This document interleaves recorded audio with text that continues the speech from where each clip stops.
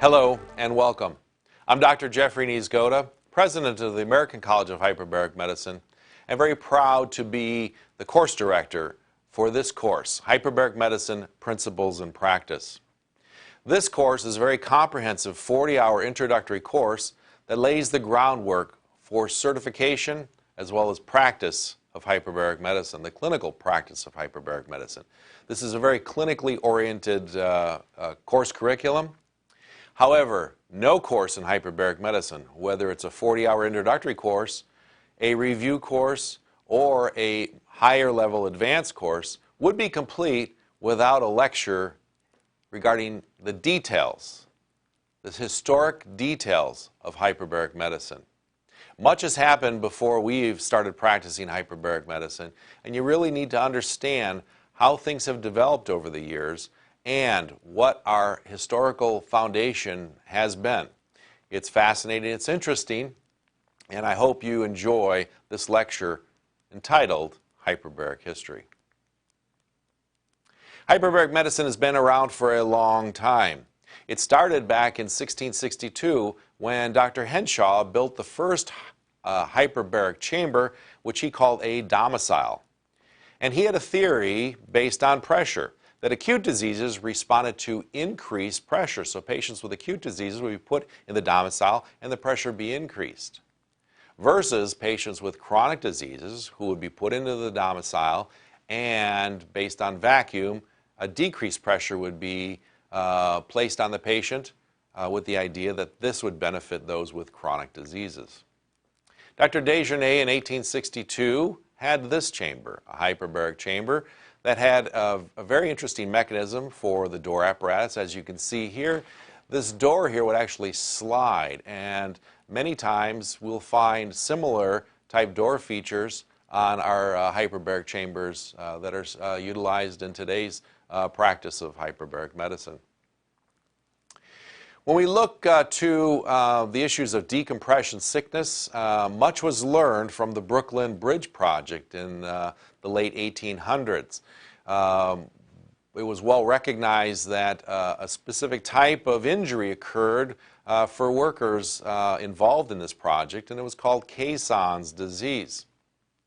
I am very pleased now to go back to the historical archive file from our prior Hyperbaric Medicine Principle and Practice course and share with you some of the insights related to the history of hyperbaric from one of the stalwarts in hyperbaric medicine, one of my mentors and friends, an individual who's no longer here with us to share live, but certainly can still share his story via a video feature from one of our prior courses. So I'd like to now share with you some insights provided by Dr. Eric Kindwall.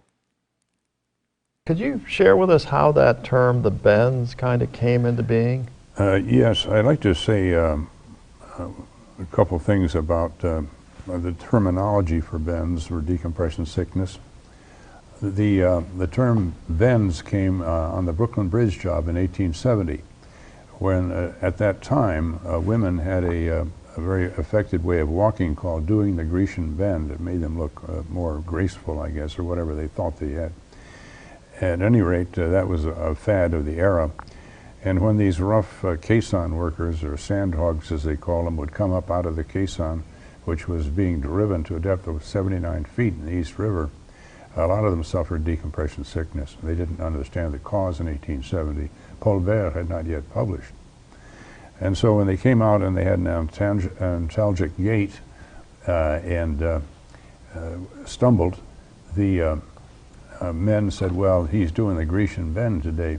And these are macho guys. Yeah, real. And of course, they're kind of mocking people who had the bends.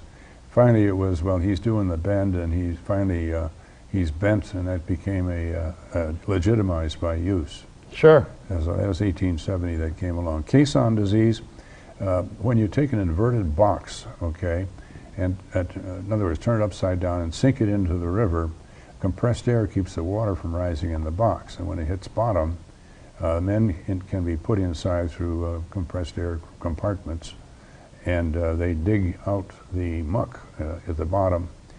And this is to build bridge piers, to get down to solid ground and then the bridge pier is built on top of the caisson as it settles, and it finally makes it rest solidly on the ground. The Brooklyn Bridge, incidentally, used a caisson made of wood, which weighed 3,000 tons, had Wow. an iron shoe all the way around the bottom to cut into the mud.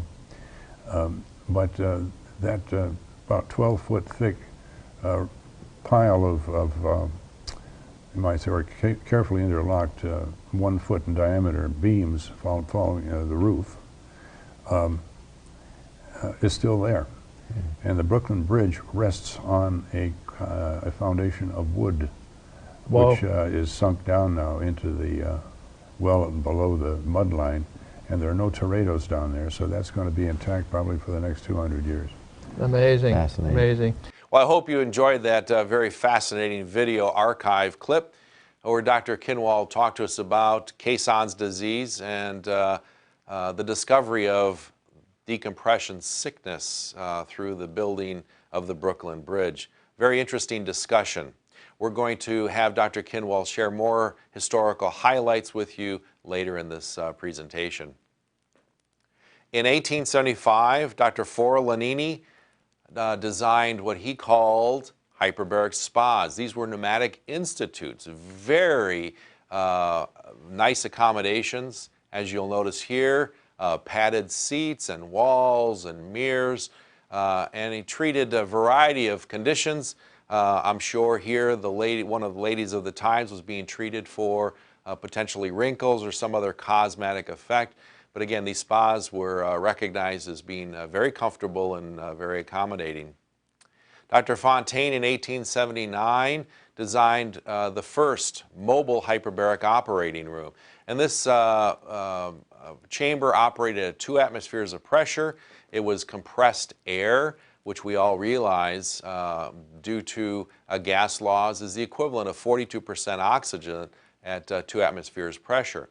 And you'll see here a cartoon showing Dr. Fontaine's hyperbaric operating room. The patient would be placed here on the gurney. This vessel would then be pressurized by a bellows type device. And what we do recognize is that some things in history do not change.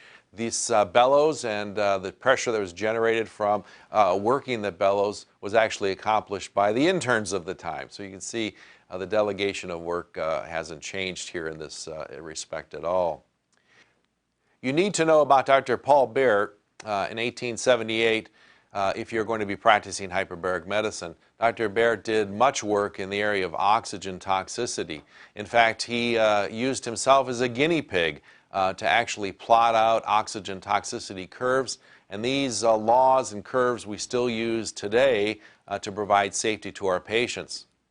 Let's take another look into the historical archives and have some hyperbaric highlights related to Dr. Bert's work by Dr. Kinwald. Bob? You know, for you in the audience, if you didn't know this, it was Dr. Kinwald that created really the first official textbook in this field. So he is actually a part of the history. Absolutely. Dr. Kinwald, one of the individuals that Dr. Bartlett mentioned in his lecture is Dr. Paul Bert. And I know you have some interesting observations that you wanted to share with us regarding Dr. Bert. Yeah, Dr. Bert, spelled B-E-R-T, Frenchman, in 1878 published a monumental book called Barometric Pressure. And in it he described the physiologic effects of changes in pressure on the human being, both to altitude and to increased pressure, which would be, of course, to depth in the sea. He also pioneered work in decompression sickness. He discovered that decompression sickness appeared to be caused by nitrogen bubbles. And that was a real tour de force because he used the Van Slyke apparatus to oxidize out the oxygen and remove the CO2 by another chemical. And what was left had to be nitrogen.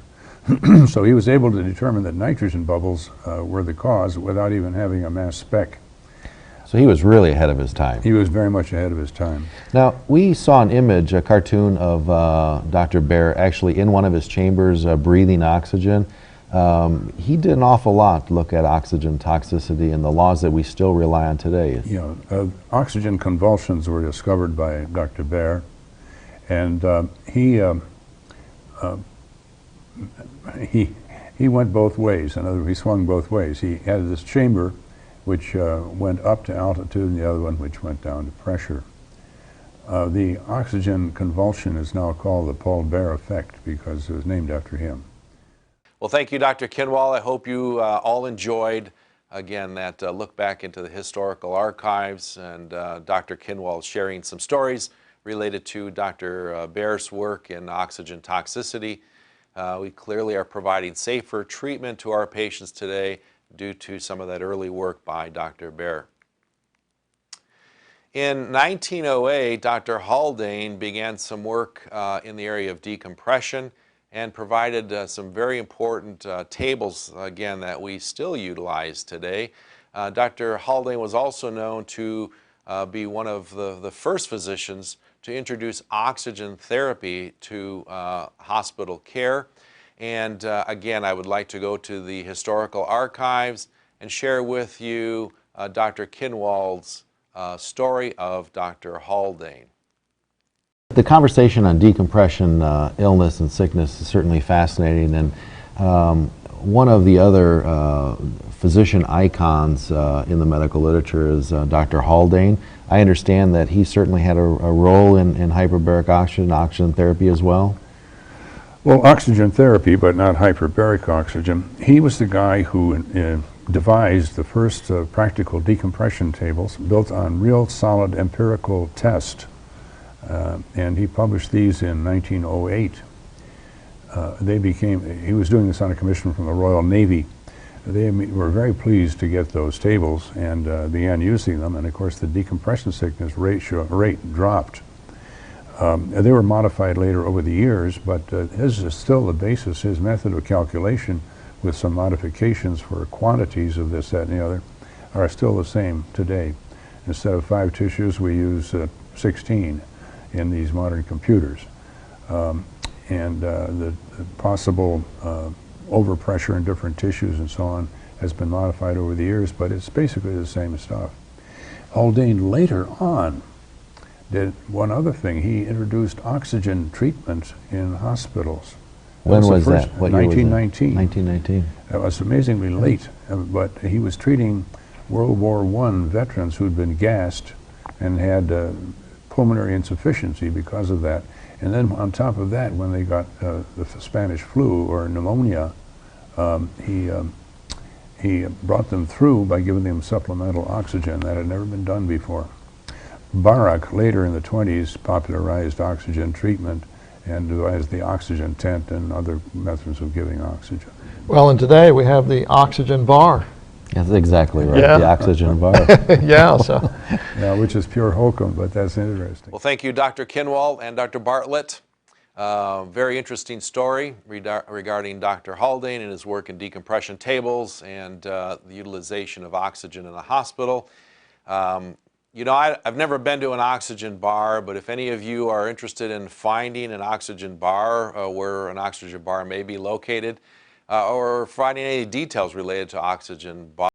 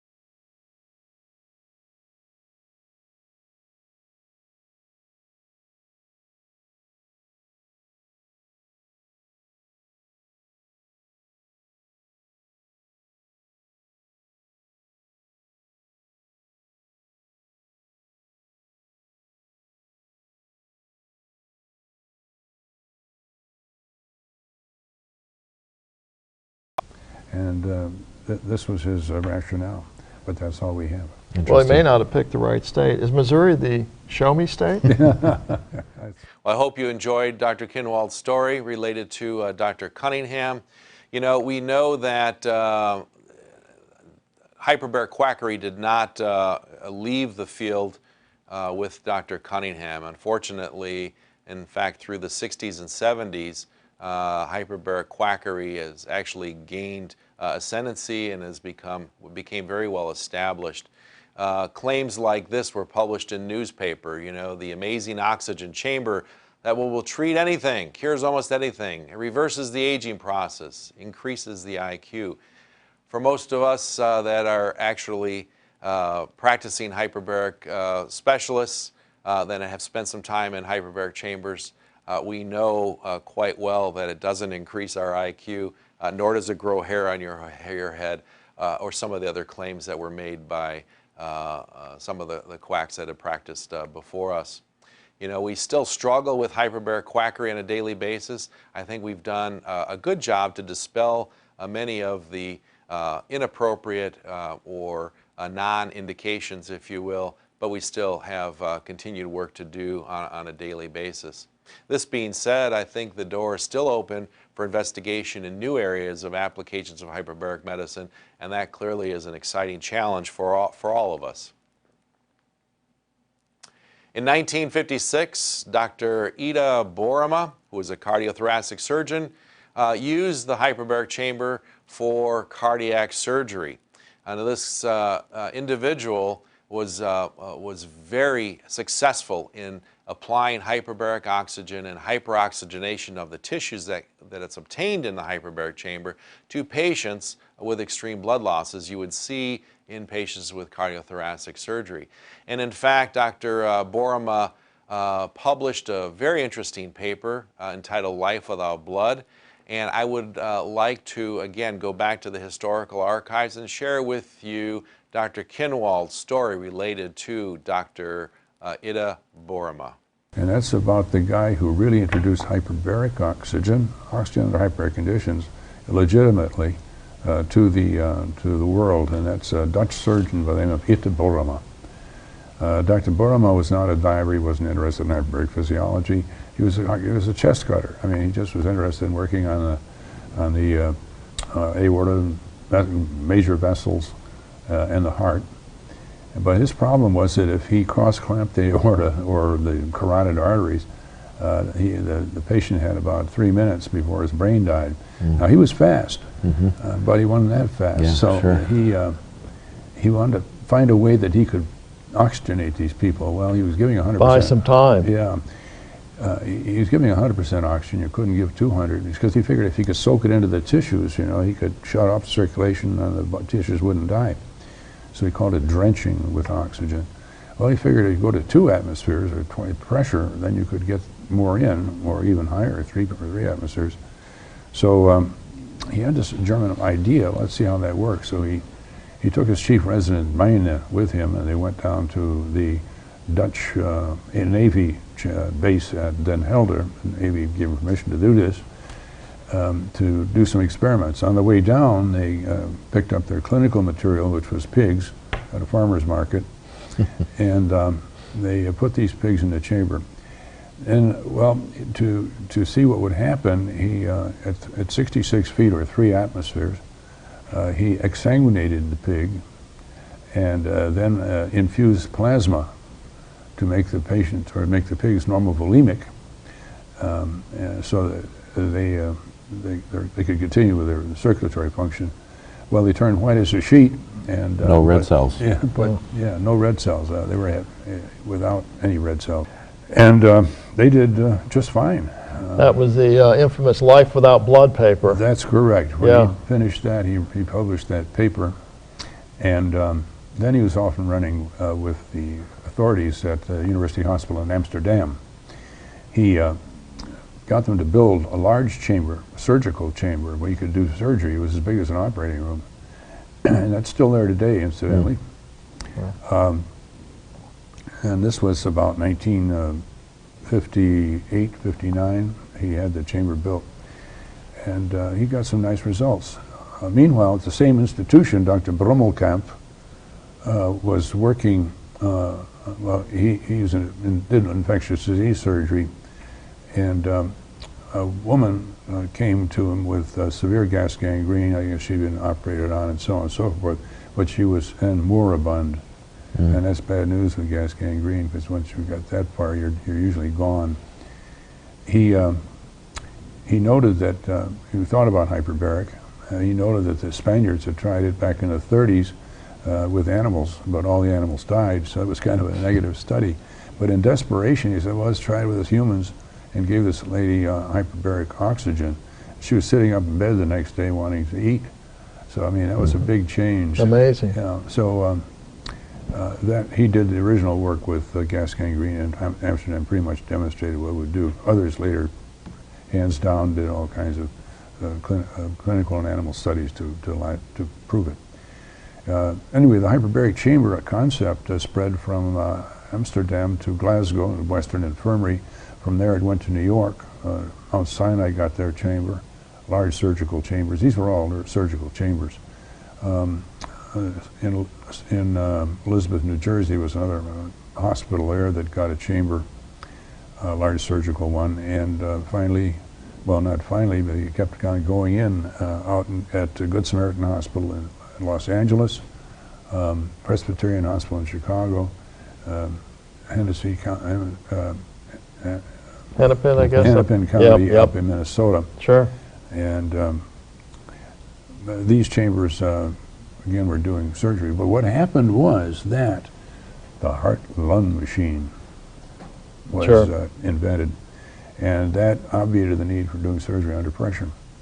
And these hospital, the surgeons left the field. They weren't interested in anything else other than surgery. And the hospital space committees began closing these chambers down and tearing them out, or just using them for storage. Well, you know, a lot of medicine sometimes is a voyage of rediscovery. I think the modern surgeons have rediscovered it. Maybe not so much for cardiac surgery, but certainly the vascular surgeons. And Dr. Niezgoda is going to share later on in this curriculum some really interesting cases where vascular surgery was only a part of the solution. I think that later on in the history of this world, they will be going back into the chamber again for treatment of crush injury and things of that sort. That hasn't quite come this far, but we've got great data now to support that. In 1967, the Undersea Medical Society was established. Certainly this society has had a significant and powerful impact on the practice of hyperbaric medicine.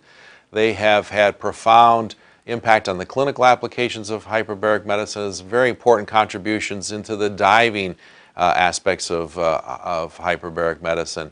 And we will once again go to Dr. Kinwall, where he will share with us his story of the early days of the Undersea Medical Society and the progression to the Undersea and Hyperbaric Medical Society. I think another significant milestone in this field was the organization of the UMS, which first attempted to organize a lot of this information, and you were actually present during some of that. Yeah, in 1967 or 66, I was at submarine school, matter of fact. I was talking with a fellow classmate, and I was saying, you know, it's a pity that we don't have any literature. It's put together in one spot. We ought to have a journal of some sort. Everything that was on diving medicine was either in the Journal of Applied Physiology or in the Aerospace Medical Journal, but there's nothing for diving medicine. Well, of course, I was naive enough. I didn't realize that all of the Journal of Aerospace Medicine and Journal of Physiology and so on and so forth all had a society behind them. There had to be a society, and then they sponsored the journal. In 1967, the Undersea Medical Society was created by 6 submarine medical officers and 1 physiologist down in Washington during an aerospace medical conference. Mm-hmm. That's the only place you could go to catch the occasional paper on diving medicine. I think that was the beginning. I joined that first year, and within a couple of years I was secretary treasurer, and finally just kept on going up until finally I was president in 1980-81. The Undersea Medical Society we finally put out a journal of our own, and I initiated a newsletter called Pressure because I wanted to encompass both diving and hyperbarics in one, and I pleaded for that in my first letter from the editor or editor's note. And that publication is still called Pressure. It is. Yeah. Later on, we came out with a Journal of Undersea and Hyperbaric Medical Society Journal, and they actually changed eventually the name from the UMS to the Undersea and Hyperbaric Medical pretty Society. soon, more and more hyperbaric chambers were going in. Not very fast. For example, in 1976, when there were only 37 chambers operating in the United States associated with any kind of medical hospital or clinic. It expanded to 110 by 1983 and so on, very slowly building, but now it's become almost asymptotic, and there are well over 800 chambers now operating in the United States, and more going in all the time, usually in wound care centers. Well, pretty soon it became evident, even in the 80s, that the tail was wagging the dog. In other words, there were more people doing hyperbaric medicine, more dives being made in chambers that were being made in the open sea. And this didn't seem fair to call it, hyperbarics was left out. And there were two wings or factions within the hyperbaric, Undersea Medical Society. One was a hyperbaric faction, the other was a diving faction, and there was some friction there. Well, thank you for those interesting insights, Dr. Kinwald. You certainly played a large role in many of the hyperbaric societies, the Undersea and Hyperbaric Medical Society, the American College of Hyperbaric Medicine.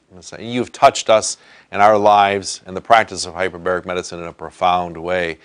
Your initial chairmanship of this document here, the first Hyperbaric Oxygen Therapy Committee report in 1977, had a significant impact on the utilization of hyperbaric medicine in multiple clinical indications. And we'll once again look to Dr. Kinwald to share his story related to how these indications came to pass and where we are today regarding clinical hyperbaric indications. Well, you know, you've been talking, or we've been talking now for the past few minutes about the indications and things that have been used, or hyperbaric has been used to treat. I think you mentioned Dr. Cunningham treating uremia, and we've talked about some of the literature and the publication. One of the things that's always fascinated me is the list, if you will, the approved list, the approved indication list. Where did that come from? Sort of the 10 Commandments of in the U.S. Can you shed? I know that you were involved in that time when these were being developed. Can you shed some light as to how that came about? There was a great deal of quackery in the 70s, and we were powerless to stop it, but they were using our gear. They were using hyperbaric chambers, and no one was taking any kind of responsibility or oversight or control or anything of that sort. And we went to the FDA, we found they couldn't touch it because oxygen is oxygen, not a real drug or something that they could control. So the quacks were having free reign. We thought, well, if we can, the only thing we can do is show the right way, what's not quackery. So largely through the efforts of Jefferson Davis, who was chief of hyperbarics with the Air Force down at San Antonio, Jeff put us together in November of 1976 and said, well, look, how about putting a committee together that would evaluate all these various things that have been touted to improve with hyperbaric and see what makes sense. So I was made chairman of that committee, the Undersea Hyperbaric Medical, the Hyperbaric Oxygen Committee. The very first committee then? Yeah. Yeah. And we had the education committee. We established, I founded that back in '73, I think it was. But anyway, the committee, I appointed 18 people from around the country, mostly from the military and from academia. And we sat down, went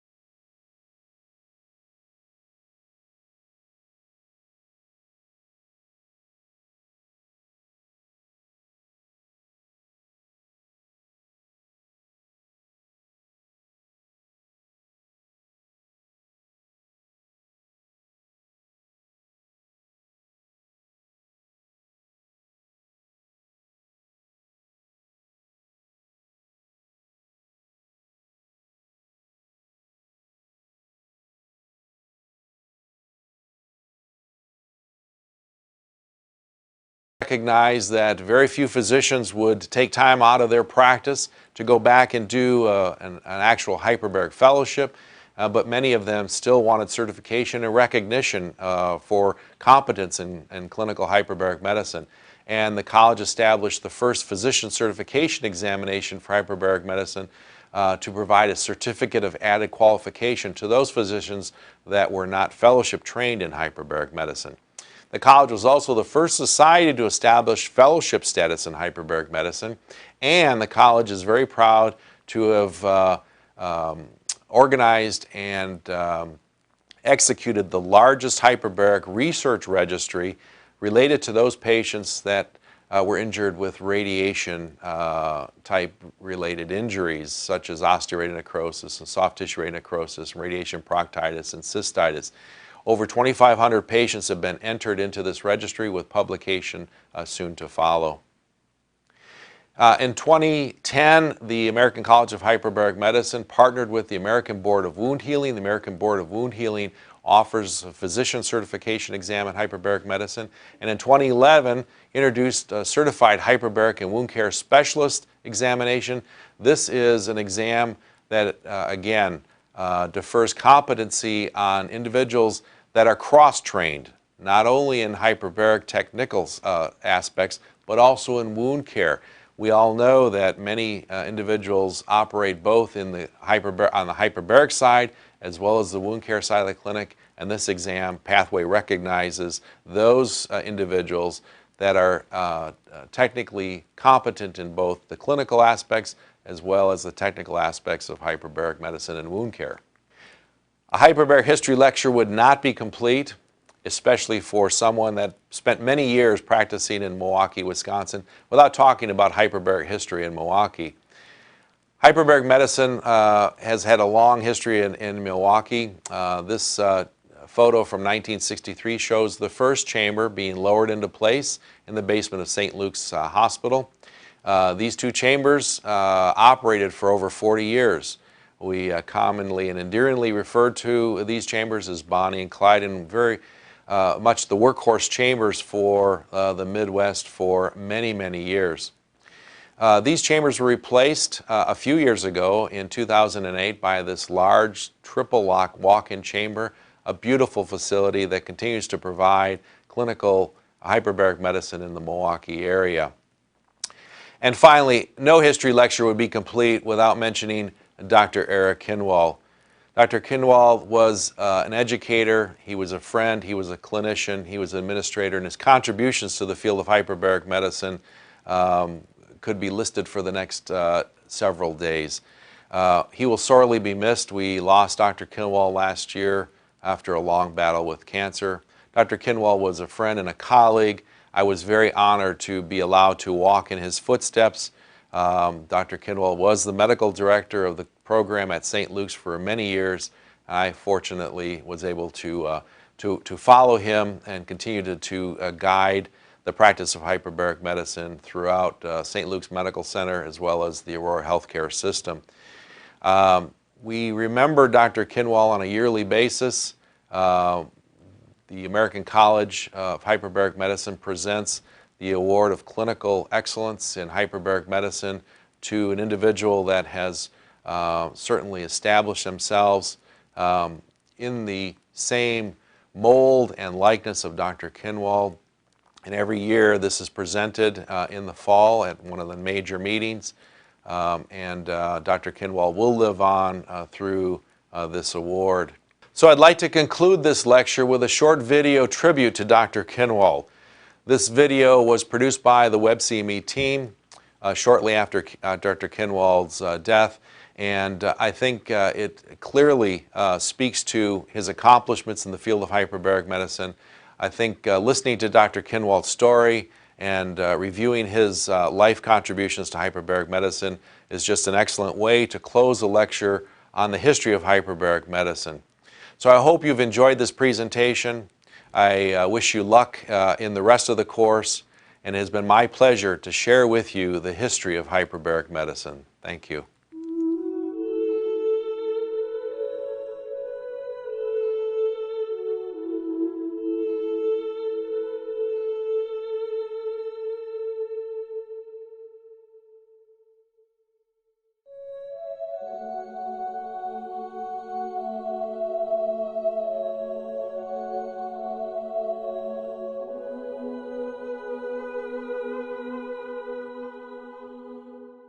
Eric Kindwall was born January 17, 1934, to Joseph and Anna Kindwall in New York. He had a happy childhood filled with adventure and affection. In 1942, the family moved to Wisconsin, where young Eric developed his love for tinkering with things. As a teenager, Eric and his best friend Norm figured out a way to patch together diving gear from scraps and make weights by melting down lead batteries. Together, they founded their first business, the Wauwatosa Diving and Salvage Company. In 1946, Eric discovered a series of books about a merchant marine, which was the beginning of his fascination with diving. A few years later, Eric and his mother traveled to Sweden on a large steamship left over from the war.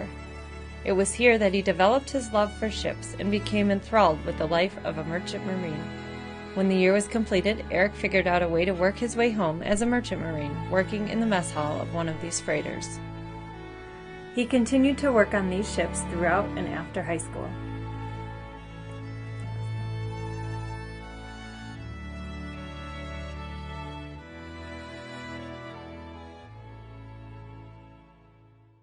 In 1969, Dr. Kindwall moved his family back to Milwaukee to start the hyperbaric program at St. Luke's Medical Center. He loved St. Luke's. This was his department. And even though he was gone for a while at the medical college, I know when he came back here, he felt like he was coming home. I came in 1969. Actually, it was Carl Zenz who had called my commanding officer at the submarine base in New London, where I was then stationed. I was teaching at submarine school. He said, Eric, you're getting out pretty soon. Would you be interested in the job? And I said, well, I've been 14 years trying to get out of the frozen tundra of Wisconsin, getting back east to where I was born. But, okay, I'll go out and look at it. And when I came down the ramp there and looked at these two new chambers, and I could do anything I wanted with them and didn't have to get anybody's permission, not even the Secretary of the Navy. I mean, I could do human research in there.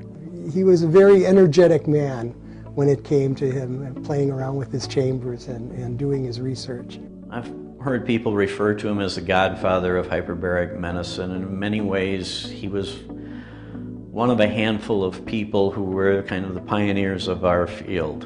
When I started in this field, it was essentially a research field. There were no guidelines for anything. Now, the only thing I knew worked was for gas gangrene, because I'd treated one in the Navy. That was my first case, actually. It's a submarine base. Well, I remember one of the studies we were doing, we were trying to see if we could visualize bubbles in people that would cause decompression sickness using ultrasound. And there was a group in England doing the same thing. He had pictures of them posted on the chamber saying the competition and things like that. So, you know, he had that degree of esprit de corps. Dr. Kindwall was always had an inquisitive mind and always looked for a better way of doing things. And he would think through problems and he would look to evaluating issues on a clinical basis as well as with a research bent on looking at that problem. For him, that's what it was about, is finding the truth and getting the answers. I think I will always remember Dr. Kindwall's love of this field was just contagious. Every way that I practice hyperbaric medicine has been influenced by Dr. Kindwall. We were very so damn active here. Of course, research has been my interest all my life. So and they let me do it here. So I was very, very happy. It's been an interesting history because the reason for hyperbaric oxygen being present in Milwaukee stems from a man who had nothing to do with hyperbaric oxygen. It was Dr. Carl Zenz. Carl was the medical director for Alice Chalmers International, and his office was here in Milwaukee. And he decided that he wanted to do some studies in contaminants that you find in industry, like vanadium pentoxide dust and weird stuff like that. And he wanted to build some kind of a chamber where he could put animals and perhaps eventually even humans to study the effects of various toxins. So he called up Mr. Knisely, who was the CEO, I guess you'd call it. He tried to get Mr. Knisely to agree to put it somewhere in the hospital. And Mr. Knisely said, well, you know, we're a community hospital. We're not a research place, but maybe we could find a garage somewhere to put it in. One of the members of the board of directors had been reading the Reader's Digest and had come across an article on hyperbaric medicine, which was supposed to cure everything from hangnails to cancer. And so they all got interested in it, and they decided that, hey, this thing is a de facto hyperbaric chamber. You can get pressure in it. So let's get it and be the first on the block to have this new toy. I think that was about 1964. And this is Bonnie, the larger chamber. And then there was the other one, Clyde, which was the smaller chamber. In the 80s, I believe it was, people were thinking, oh, hyperbaric oxygen therapy will treat multiple sclerosis. And he did a big study here at this institution with Dr. Khatri and basically laid that idea to rest. You know, we were besieged by quacks. The quacks were rampant, trumpeting the value of hyperbaric where it really didn't merit it. And I mean, it went as far as radio and television advertising. Found unscrupulous doctors out in Las Vegas and so on he got involved with. So I appointed 18 people from around the country, mostly from academia and the military, and we looked at some 64 different disorders that had been touted to improve with hyperbaric oxygen. We managed to single out a few where we began to have some realistic, maybe no double-blind studies, but we had realistic clinical experience now showing that it seemed to help. Today's lecture will be about air embolism, barotrauma, and we're also going to show you the 4-minute neurologic examination. The mechanical effects of pressure really have no effect when it comes to action on the body as a whole if we exclude the gas-containing areas. Liquids and solids are incompressible, but the lung, the sinuses, the middle ear, and occasionally, rarely, the gut and sometimes teeth have air-containing spaces, and this is where we have the problem with mechanical effects of diving, or hyperbaric medicine for that matter. We did hundreds of classes for physicians and nurses and technicians together, and you know, I think we just had great times doing that, enjoyed doing that, and I know that he's touched a number of people with his dedication to education. I guess the way I'll probably always remember Eric is as a teacher. I think Dr. Kinwall took every opportunity to teach. I think that was his passion, sharing hyperbaric and sharing hyperbaric stories, things that I couldn't even imagine, a lot of fun things and a lot of funny stories that he would tell us. And he was involved as I developed my skills in teaching hyperbaric and coaching and mentoring me to lecture and spread the word on hyperbaric. And so working side by side, first learning from him and then working side by side with him, I mean, was a dream because he just knew everything about everything. And that was so exciting to be a part of that and be a part of working with him. I think as long as some of us old-timers are around who learned under Eric, Eric will always be around.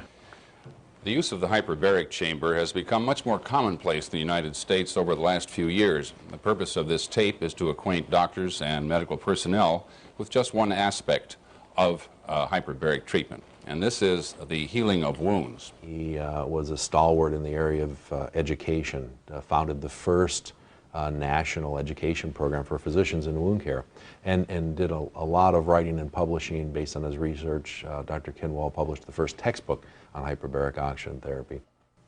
Dr. Kinwall wrote the book. If you wanted to learn, he was there for you.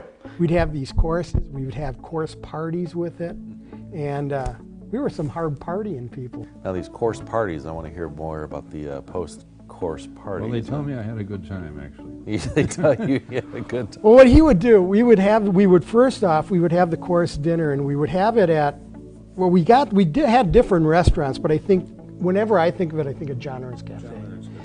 we would mill around and have drinks and talk, and it would be like the second day of the course, and everybody would kind of like unwind a little bit because the first day is pretty heady. The drinks would be flowing, the stories would be going, and then just when you'd think it was all over, Eric would get up and say, "Let's all go to the safe house." And we would haul his whole entourage into the safe house. Now you have to be from Milwaukee to understand what the safe house was about. But I mean, Wednesday in class was usually a pretty day. Oh, I think that Dr. Kinwall will forever be linked with the other greats in hyperbaric medicine, like Dr. Bormann, Dr. Davis, just because of the things that he did and the people that he touched and the legacy that he had. You know, he's going to be remembered in awards and all that for a long time. His publications and his books will be out there. So he was a great pioneer in this field, and he's going to be remembered for that. His contributions are incredible from a scientific standpoint, from a research standpoint, from a teaching standpoint, and from a clinical standpoint. He clearly was a gift to the field of hyperbaric medicine. Dr. Kinwall is one of the greats. He's one of the giants. He's a founding father of hyperbaric medicine. You know, the physics and the dynamics and looking at what hyperbaric does in the body and for the patients, I think that he helped to tie that together. I know he was a great mentor to physicians all over the world, and I think that's why the field of hyperbaric continued, because of someone like Dr. Kinwall helping to move this medicine forward. When people didn't believe in what we were doing or didn't understand what we were doing, he just kept going, never gave up, just always a passion about what we were doing. And we saved lives because of what he has taught us and what he's done. I think it's true of all fields. The further you get in wisdom, the more you realize the limits of your own knowledge and how much we don't know about various things, and the more you can integrate those things and say, well, you know, this is what these people say, this is what these people say, and I can put that together, and maybe I come up with a recommendation that none of those other people would agree with, but it's still the right thing. That's what a person who has a sound grasp of a field can do, and Dr. Kinwall was capable of that, including the humanistic and compassionate elements. And he would sit down and just tell us stories about his travels, stories about the Navy, and he had such a twinkle in his eye and a smile on his face, and we could sit there for hours and just listen to him. I was amazed at his continued passion for hyperbaric medicine, and he reminded me that nearly on a weekly basis. We're in the midst of a very hectic and crazy clinic. Dr. Kinwall will just walk in and start discussing the science and the art of hyperbaric medicine. He had a very strong interest in what we were doing and the direction we were heading, and so I remembered him as just kind of inserting him into our practice, very gently, asking probing questions, very intelligent questions, and continue to have a guidance, sort of a hand, if you will, a guiding hand in our practice. It wasn't just our little part of the world and we'd take care of ourselves. It was about sharing and making the entire field better, stepping up our game a little bit. About the only thing that I could say would be for Dr. Kinwall would be it'd be very proper to pick up a glass of vodka and say "Skål" to the man. He lived a wonderful life.